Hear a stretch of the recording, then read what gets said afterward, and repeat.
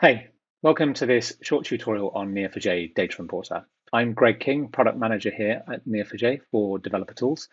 And I'm going to quickly talk you through what Data Importer is and how it can help you, along with a guided example of how to use it.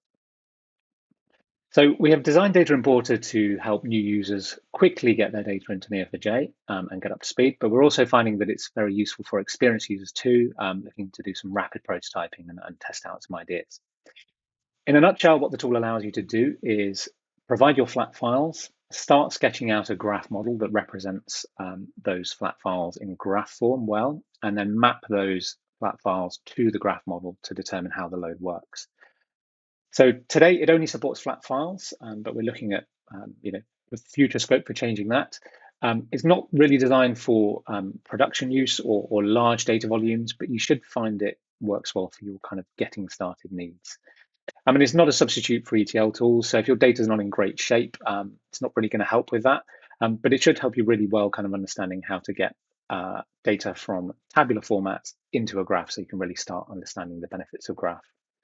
So today we are in beta and we would really love to hear from you on how you're getting on with the data importer. So please use the send feedback link you can see that looks like this within product when you drop into it. So let's dive into a demonstration. Data Importer is available both standalone and within AuraDB Free. There'll be links in the comments to how you can access it, but here I'm going to show you how it's built into AuraDB for you to start using straight away today. So I've created an AuraDB instance already, a free instance, and you can launch Data Importer from the Open With menu. This is going to drop you straight into the Data Importer UI. The first time you visit, you'll get this welcome screen that gives you an introduction. And on the next screen, there will be this tutorial video, so you can come back to watch this video at any time. And you can access that again via the help menu here. So for this example, I'm going to use the Northwind dataset. So this is a fairly common dataset used to show how relational databases kind of lay their data out. I'm going to show how we can map some of those files into a graph to start enjoying the benefits of using a graph to query them. So these are the files I'm going to drop in: orders, products, and suppliers, and then an order details file. So let's drop those in and see how they look. So I'm dropping them in first time. You'll see that we get a summary of all the files. We get their column names, and we get a preview of the first row of data so we can see what that looks like. And then in the middle here is where we'll start sketching out the graph model that represents this data in a way that we'll want to start querying. So we can see from inspecting this that primarily it talks about products and orders, and there's a reference to suppliers here. So let's start sketching out some nodes here. So I know that I'm going to want a product node, and I know I'm going to want a supplier node, I think. So I'm going to kind of draw, well, actually, let's not start with suppliers. Actually, let's start with orders.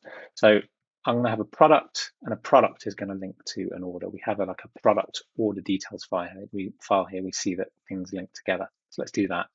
And let's say an order contains a product. So we probably want to switch the relationship around there. So an order, and then we'll call that contains. So if we want to then start mapping the order to the orders node, we can specify the orders file here. And we have a convenience function here, which allows us to add properties from file. So using this will allow us to map columns from the file and automatically generate properties from them. So I'm going to select the ones that make sense to exist on this node. Customer and employee don't really belong on the order node. They'd be used for kind of mapping other parts of a more extensive model. We're going to add the rest of those as node properties. And what this does is auto creates the properties, inheriting the column names as the property names, and it maps those in like that. So we could go in and change if we wanted the property names. So we could just call this ID instead of order ID and change the type if it made sense. For simplicity here, I'm not going to do that, but be aware that that functionality exists. And then importantly, we need to specify the ID for that node. So here, order ID is what uniquely identifies the node, and that's going to help that node be deduplicated if it appears more than one time in a file. And it also helps us understand how the nodes get linked via relationships. And you'll see that when we come on to defining the contains relationship. So we repeat a similar process for products. We'll select the products file, and then we'll add properties. And I'm going to not include supplier and category because they will belong elsewhere, but I'll add everything else and then define product ID as the unique identifier.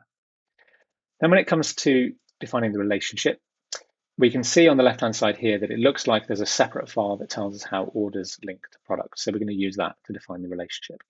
And you'll notice here on the left-hand side, we've got green check marks appearing. So these are helping us keep track of what we've mapped already to our model. So these can be really helpful so you know what you may yet need to map to your model, things that might not yet be mapped that you want to take care of. So let's get onto the business of mapping the relationship. So it's the order details file that contains that information. And we're going to map the order ID column here in this order details file to denote how it links with the order ID from the orders node. Now, these things don't necessarily have to be named exactly the same way. Your data might not be quite as clean in this way. Happens to coincide that they're perfectly named in the different files, but they don't have to be, so bear that in mind. And we'll do the same for the product ID. So this is allowing us to kind of match together how those things link together. And when we load, we will get a graph with connected orders and products. And this is an optional step, but it's one that I'm going to take for this relationship. We can also add in properties to the relationship. So this is going to add things like the quantity. So it's going to say this order contains 12 of this product. And that belongs as from a modeling perspective on the relationship for this model. So I'm going to do one more mapping here. We can see that the only thing we haven't mapped yet is suppliers. So if we look through the files, we can see we've got supplier ID, and we can see that suppliers, it looks like, intuitively, as you'd expect, suppliers supply products. So we're going to draw a relationship for suppliers here. So call the node supplier, and we'll call the relationship supplies. And again, here we probably want to reverse it based on where we dragged it out. So a supplier supplies a product, just as an order contains a product. So let's map in the supplier and the relevant properties. We'll add all of them in this example. They're all relevant. And the supplier ID as the identifier. And then for the supplies relationship here, it's quite different to how the contains relationship work, where we had a separate file for that. Here, as I mentioned, we see that the products file tells us how a product and a supplier link. So products 1 is supplied by supplier ID 1. So we're going to use that file, the products file, to tell us how those things link together. So we'll select supplier ID, matching the supplier ID there, and product ID here.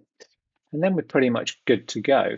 I will show you what happens if you forget to map something in. So if you create a node and then you click away and you forget to kind of map in some of the important things like the file and some properties and the IDs, you will get a warning here. So bear that in mind if you see that. That's why that happens. Before I run the import though, I'll show you the functionality you have to download the model. So any models you create here are stored in your browser and they'll be there next time you visit the application.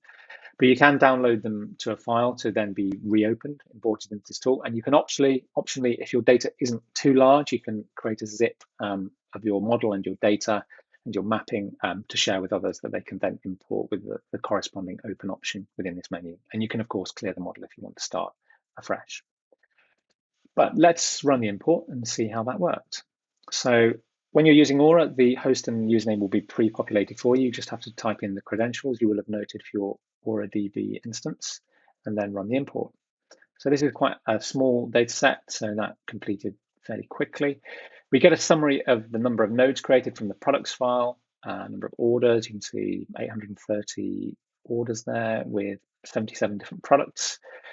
And then we can see the relationships, over 2,000 relationships created. So it's kind of good to get a feel for what has happened as a result of this import run. And then you can follow through the link to Neo4j browser, where we've got a sample query to return the top 25 relationships here. Just need to re-authenticate with my AuraDB password. And then if I run that first query, and let's go full screen, you can see some of these orders. Orders connecting to products, and probably expand out from some of these. So this order contains just those products, but then if we expand out from those, we can see these products contain other orders, and they link, and you start to get a graph here, and we can see our supplier. So it looks like that load has run perfectly well.